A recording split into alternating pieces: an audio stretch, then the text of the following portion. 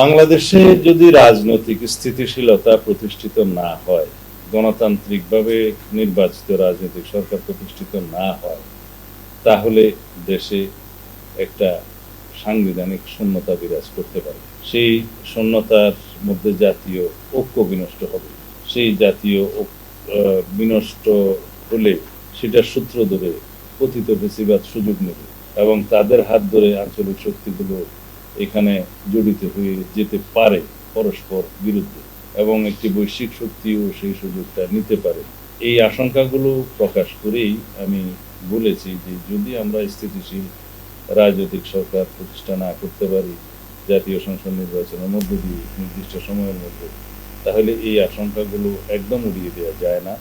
সেই ক্ষেত্রে আমরা বলেছি শুধু জাতীয় নিরাপত্তা হুমকির মধ্যে পড়বে তা নয়, এখানে আঞ্চলিক নিরাপত্তার বিষয়টি জড়িত হয়ে যেতে পারে।